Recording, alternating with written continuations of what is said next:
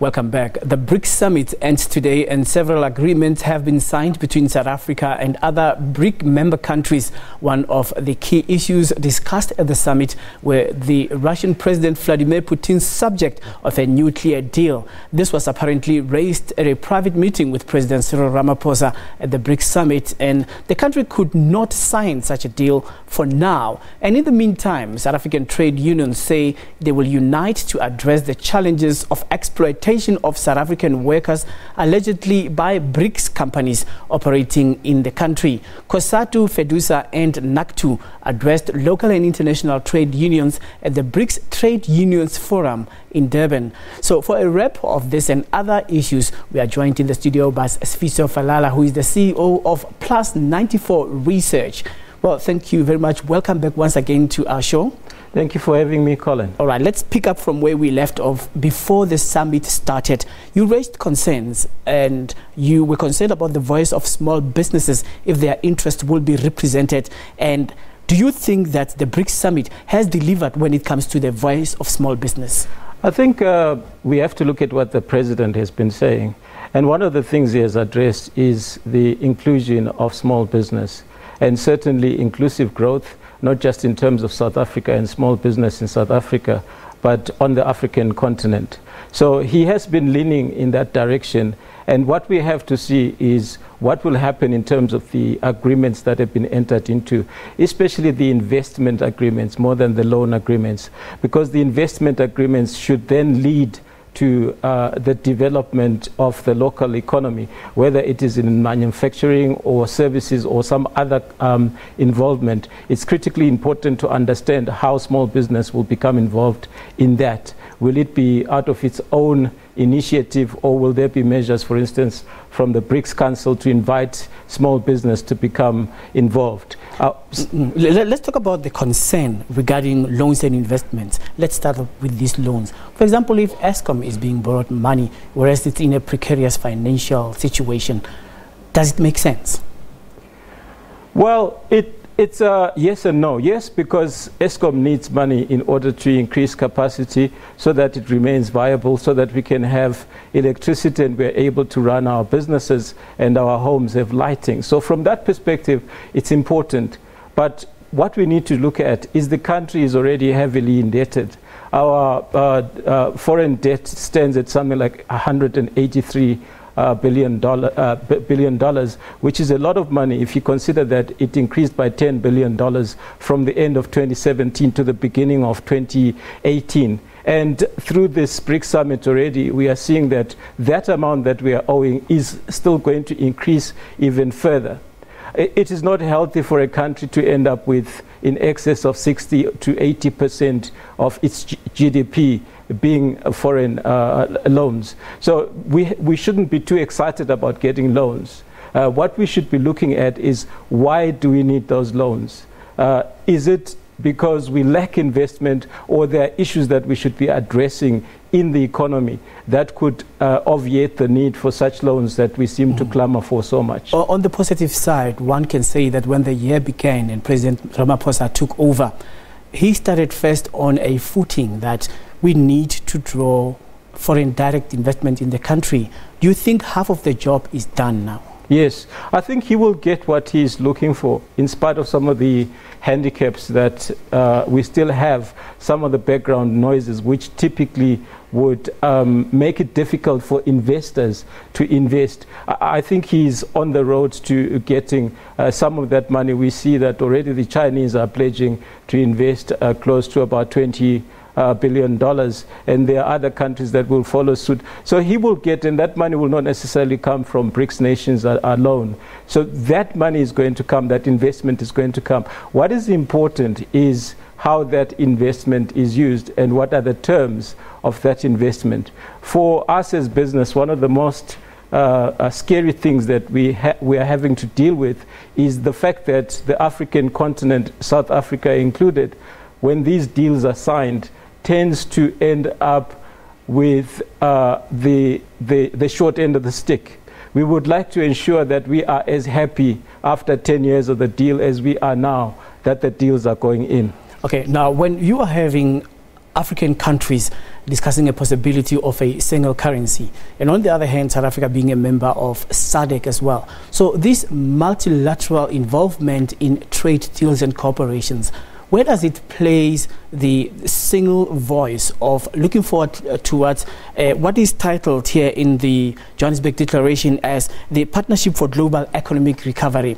So if South Africa is the only member of BRICS, but the other countries are not involved, but they have been invited to just come and listen so that they can make an input, but not necessarily on paper. What's your impression about that? I think they are involved directly. Look, Africa, the rest of the African continent is South Africa's second biggest trading partner in terms of exports.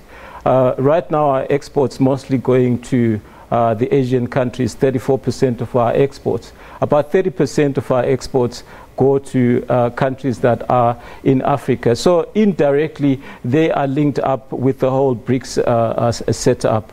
I think what is important is the talk around a BRICS bond market, whereby there could be an investment that is based on the local currency, and that investment could be used to give loans in local currencies. That would certainly be a wonderful thing in terms of at least obviating some of the risks that come with borrowing using foreign currency, especially but US isn't dollars. it a contradiction, though, to have tariffs imposed on goods from China? South Africa is going to be hit hard when the steel and aluminium parts, the items being imposed tariffs on by the United States. So does it make sense? Is there a thin line between economic recovery and also being stuck with paying those tariffs? Will the country be able to afford? I think whatever happens between the United States, which is why this conference has been affected so much by the whole thing around the tariffs, is because whatever happens between the United States and China will affect the rest of the world. To be honest, we are already feeling the effects of that in terms of the rand. It's improved a lot in the past few days, but we saw that the rand started taking a knock as soon as the trade war began to escalate. So whatever happens between those two trading partners will have an impact, but we should look at also the positive side of that. Perhaps there's an opportunity for China to increase its interest in exporting some of its products to some African states on fair terms, or terms that are fairer than has been done to this point. What do you think about the anticlimax of a proposition by Vladimir Putin, who says that, well, we have the nuclear deal to offer, and here it is on the table, and South Africa says no to it? What's your impression about that concerning South Africa not being able to afford it? Yeah, I don't think that we should say yes to every deal that is placed on the table. We should assess every deal, and certainly one of the things that is emerging out of this BRICS summit is the maturity with which our negotiators are approaching international relations. Because in the past, it used to be the case that the bigger nations would tend to have a bigger sway. But because we're talking of inclusive growth, at the same time we are talking of growth that is mutually beneficial, South Africa should be in a position to say, this is not good for us right now. We already have an energy mix. Perhaps it's something that we could look at in the near future. But right now, the conference is not necessarily about the nuclear deal. It's not specifically about one objective. There are various objectives that are linked to this particular conference. Let's talk about shared growth when it comes to skills development. You know how really perennial the skills are in South Africa in as far as innovation is concerned. Do you think that the playing field has been leveled in terms of how South Africa is going to contribute to the innovation sector when it has big players like China, for example, when it comes to issues of technology, information systems, and so on? I don't think that we are ready to compete at the same level. That is demonstrated in every sense, and we do not pretend to be in a position to be able to compete with the likes of India, for instance, when it comes to business processing and information technology. Just, I think, yesterday or this afternoon, our president was saying that we should be careful of how we use technology. We should shape the type of technology that we use rather than let the technology shape us. So it's very important to understand that we need the technology that can help us optimize our operations. And this is where I think we should be looking to benefit from BRICS. And so it will mean that it translates to, instead of manufacturing the new machinery for production and manufacturing, we will be importing. But importantly, we should also be improving processes that we have. For instance, we are seeing that Transnet and Eskom have been offered loan deals. And these loan deals are subject to a lot of questions because people don't understand how they are going to be used, what are the terms, what are the is there any small print, and so on and so forth.